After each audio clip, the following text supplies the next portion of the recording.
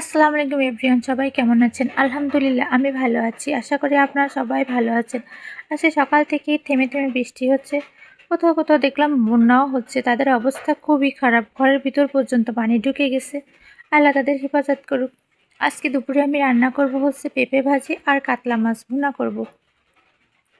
আসলে ঝড়, বন্যা এগুলো প্রাকৃতিক দুর্যোগ।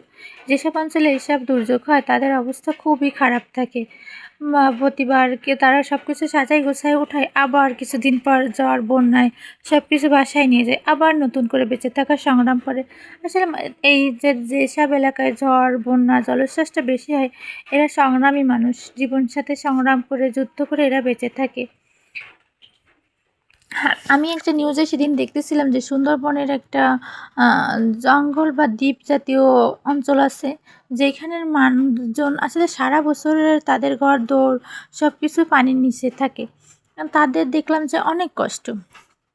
আসলে সে জীবন নিয়ে শুকরিয়া করা উচিত, কারণ তাদের যে অবস্থায় থাকে আর আমরা যে অবস্থায় থাকি, আমাদেরকে কিন্তু আল্লাহ কত ভালো রাখছে, আর তারা কত অবস্থানে খারাপ, তারপরেও তারা আল্লাহ শুকরিয়া করে। অথচ আমরা এত ভালো অবস্থানে থেকেও আল্লাহ শুকরিয়া করতে পারি না। সবসময় অভিযোগ, আসলে অভিযোগ থাকা উচিত না, জীবনের প্রতি কোনো অভিযোগ থাকা উচিত না, কারণ দেওয়ার মালিক আল্লাহ।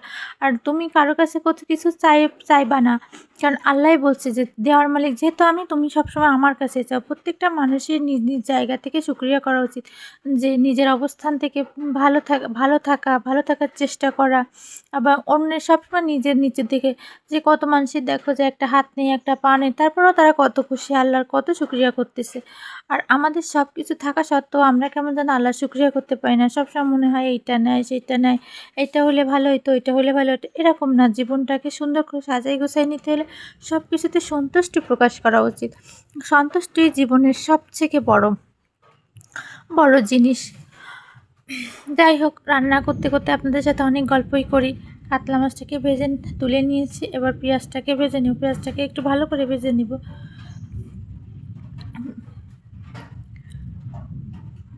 পেঁয়াজটাকে ভালো করে ভেজে নিয়ে তারপরে হচ্ছে পেঁয়াজের ভিতরে আমি একটু রসুন বাটা, একটু আদা বাটা আর শুকনো মরিচের গুঁড়া, হলুদ গুঁড়া, লবণ এইগুলো দিয়ে মশলাটাকে ভালো করে কষিয়ে নিব। আসলে রান্নাটা প্রতিদিন করা লাগে। যে সবারই এই রান্নার, সবারই যাদের যাদের সংসার আছে সবাই প্রতিদিন রান্না করো, প্রতিদিন এগুলো একটা প্রতিদিনের রুটিন।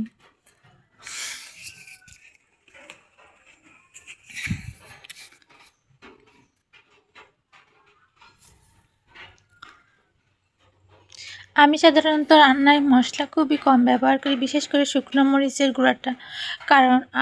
কারণ আমার বাচ্চা খায়, এই জন্য আমি চেষ্টা করি যে আমরা যে খাবারটা খাই ও যেন সেই খাবারটা খেতে পারে। আমি যদি অনেক ঝাল মশলা দিয়ে রান্না করি তাহলে ও আর ওই খাবারটা খেতে পারে না, কিংবা খাবারটা ওকে ধুয়ে দিতে হয়। ধুয়ে দিলে তো খাবারের কোনো কিছুই থাকে না। এই জন্য আমি চেষ্টা করি যে ওকে খাবারটা না ধুয়ে আমরা যে অবস্থায় খাই ও যেন সেই অবস্থায় খেতে পারে। এই জন্য আমি সবসময় খাবারে তেলটা একটু বেশিই হয়ে যায় মাঝে মাঝে। এটা কন্ট্রোল করার চেষ্টা করি, কিন্তু হয় না। তারপরও আর কিন্তু শুকনো মরিচটা আমি অনেক কম দেওয়ার চেষ্টা করি রান্নায়। শুকনো মরিচ হোক, কাঁচামরিচ হোক। আমার মনে হয় যে যদি একটু ঝালের প্রয়োজন হয় তাহলে প্লেটে সালাদ করে কাঁচামরিচ নিয়ে সালাদের সাথে কাঁচামরিচ খাওয়া যায়, কিন্তু তরকারিতে দেওয়া ঠিক না। এই জন্য আমি তরকারিতে খুবই সামান্য মরিচ দিই। এরপরে মশলাটাকে ভালো করে কষিয়ে নিয়ে একটু পানি দিয়ে দিচ্ছি। পানিটার সাথে মশলাটা ভালো করে কষিয়ে নেওয়ার পরে যখন দেখছি না তেল ফুটে বেরোচ্ছে, তখন আমি আরেকটু পানি এর সাথে অ্যাড করব। মশলাটা খুব ভালো করে কষানো হয়ে গেছে, তেল বেরোয় গেছে। এবার আমি এর সাথে আরেকটু পানিও অ্যাড করতেছি।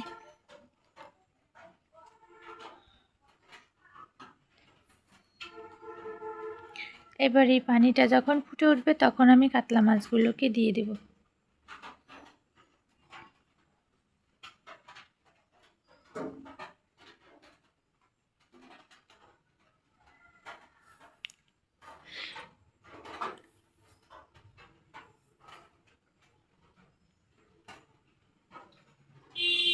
আমি সাথে একটু গরম মশলার গুঁড়োও অ্যাড করতেছি, যেহেতু কাতলা মাছ একটু বড় সাইজের কাতলা, এই জন্য একটু গরম মশলাও অ্যাড করতেছি।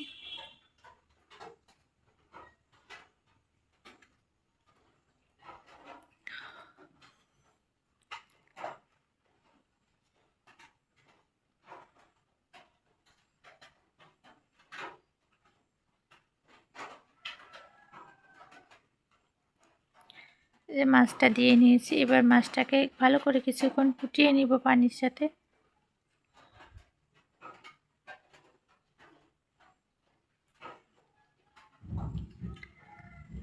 অলমোস্ট আমার রান্না প্রায় কমপ্লিট হয়ে গেছে। এবার আমি পেঁপেটাকে ভাজি করে নিব।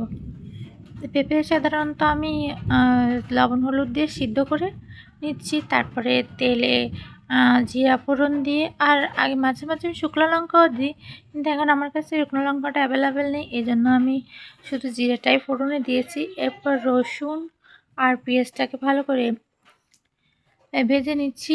রসুন আর পেঁয়াজের কালারটা চেঞ্জ হওয়া পর্যন্ত ভেজে তারপরে এর ভিতরে আমি পেঁপেগুলোকে দিয়ে দিচ্ছি। এই যে পেঁপে ভাজি অলমোস্ট হয়ে গেছে।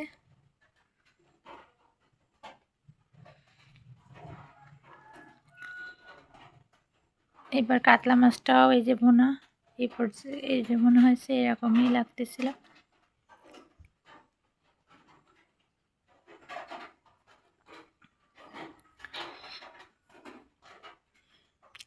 এবার আমি ফ্রেশ হয়ে দুপুরের খাবার খেয়ে নেব। এই যে আমার জন্য ভাত রেডি করছি।